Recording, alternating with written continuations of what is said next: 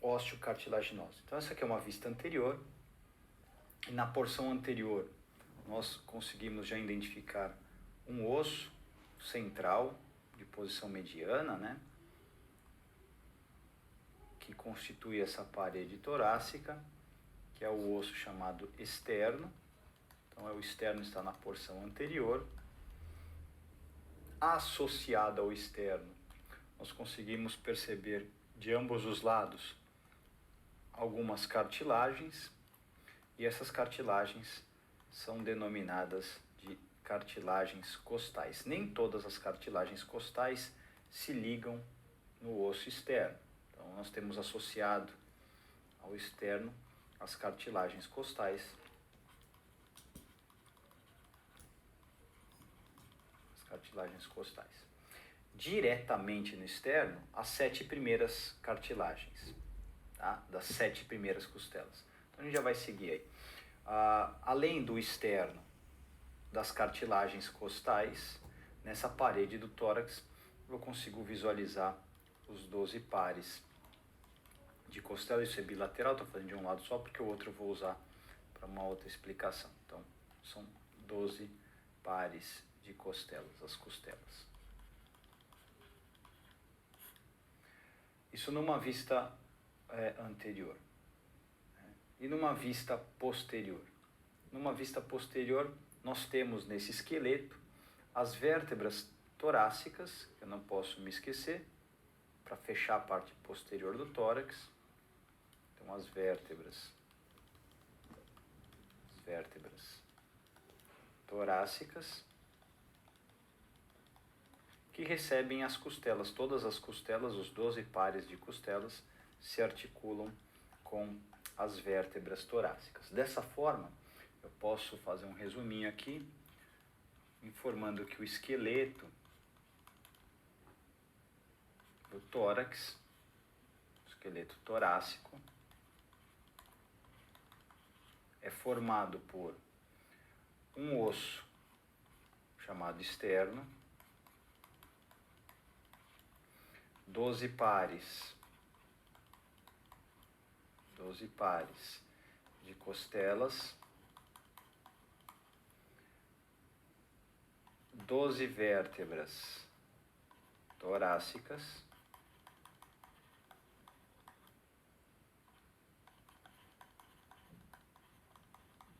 e cartilagens das costelas, são chamadas de cartilagens costais. Então esse é o nosso esqueleto torácico. Uma classificação que é muito utilizada é a classificação das costelas. As costelas, elas podem ser chamadas de costelas verdadeiras. Então o que é uma costela verdadeira, né? Quais são as costelas verdadeiras? Que são as 7 primeiras. Por que elas são chamadas de costelas verdadeiras? Porque as 7 primeiras costelas têm a sua cartilagem ligada ao externo. Primeira costela, segunda, terceira, quarta, quinta, sexta e a sétima. As 7 primeiras costelas, as cartilagens se ligam diretamente no osso externo. Então essas costelas são as chamadas verdadeiras. O que acontece com as outras costelas? Então, a 8ª, a 9ª e a 10ª costelas, se nós observarmos a sua cartilagem, então a cartilagem da 8ª não vai no osso externo, a cartilagem da 9ª não vai no osso externo, nem a cartilagem da 10ª. A cartilagem da 8ª costela se liga na costela de cima, na cartilagem da 7ª. A cartilagem da 9ª se liga na da 8ª. A cartilagem da 10ª se liga na 9ª. Então, 8ª, 9ª e 10ª costelas não têm uma ligação com o osso externo, mas elas estão ligadas nas costelas de cima, nas cartilagens costais superiores. Desta forma, elas têm uma ligação não com o externo, mas com outras costelas, e elas são chamadas de costelas falsas. Um outro nome é espúrias. Espúrias também é usado, né? Costelas espúrias ou falsas. Então aqui falsas. E a 10ª primeira e a 12ª. 11ª costela e a 12ª costela. A cartilagem dela, bem pequenininha, não se liga nem no externo, muito menos nas cartilagens superiores. Elas estão livres. Isso faz com que a 11ª e a 12ª costela sejam costelas flutuantes. Costelas flutuantes. Bom, classificadas as costelas, nós podemos dar uma olhadinha um pouco na anatomia do osso externo. O osso externo, basicamente, é dividido em 3 porções. Numa porção larga, bem dilatada e superior, chamada de manúbrio do externo. Uma porção média, longa, conhecida como corpo do externo. E uma porção mais inferior, bifurcada, chamada de processo xifoide. Antigamente, o termo era apêndice xifoide. Podemos notar que entre o manúbrio e o corpo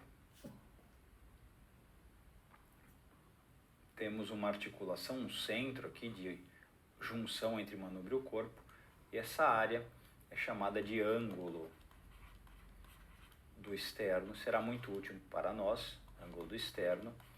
Na clínica, o ângulo do externo é chamado de ângulo de Louis.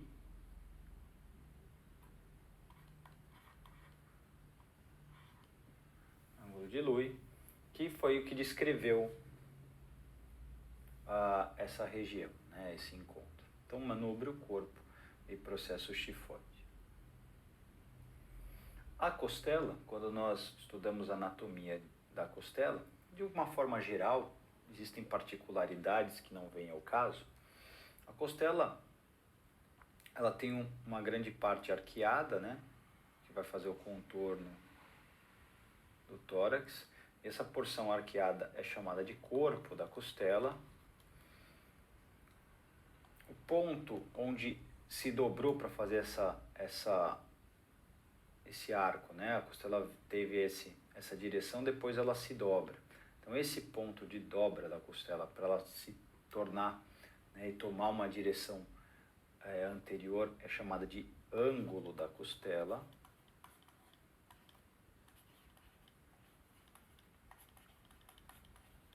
Ela tem uma cabeça, que é essa porção dilatada, e a cabeça da costela vai se articular com a vértebra, nós vamos ver. Cabeça da costela. E entre o ângulo da costela, que é essa região, e a cabeça da costela, nós vamos encontrar uma elevação enrugada, chamada de tubérculo da costela. Então, corpo, ângulo, tubérculo e cabeça da costela. Quando essa costela se articula com a vértebra, nós temos 2 pontos de união, né? A articulação são os encontros dos ossos. Aqui eu posso observar uma costela típica, e se eu seguir essa costela, eu percebo que essa costela, ela encosta na vértebra nesse ponto e nesse outro ponto. Então eu tenho 2 articulações entre costela e vértebra tipicamente. Essa articulação é chamada de articulação costo-vertebral. Essa articulação costo-vertebral, ela é formada pela cabeça da costela e o corpo da vértebra.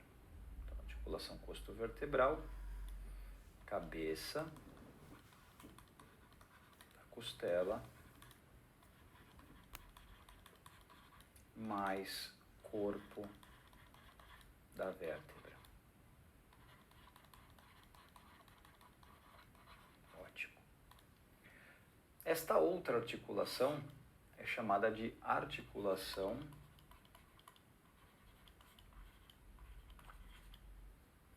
costo-transversária.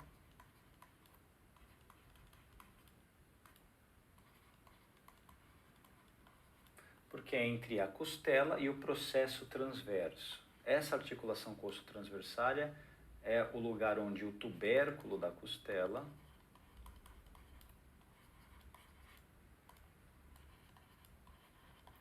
se une ao processo transverso. Essas articulações são móveis, fazem as costelas se elevarem, abaixarem, promoverem movimentos de giro que são necessários para que o tórax tenha expansão e o processo de ventilação, a entrada e a saída do ar, ocorra. Outros pontos articulares, não menos importantes, são entre a costela e a sua cartilagem. Então, essas articulações onde a costela se junta à sua cartilagem é conhecida como articulação costo de costela, condral de cartilagem. Então, articulação costo-condral, outra articulação costo-condral e assim sucessivamente. E as articulações entre a cartilagem e o externo, que só acontece nas 7 primeiras costelas, né? Essas articulações entre o externo e as cartilagens passa a ser chamada de articulação externo do osso externo, condral de cartilagem. A palavra condro é cartilagem, então a articulação externo-condral é a junção do externo com as cartilagens. Observem que a segunda cartilagem, ela se articula justamente no externo, bem naquela região chamada de ângulo do externo. Então, quando eu estou no ângulo do externo, se eu fizer um corte transversal no ângulo do externo, eu estou justamente em cima da segunda cartilagem costal com a segunda costela. E esse ângulo externo é importante para a divisão interna de uma região chamada de mediastino, como veremos mais à frente.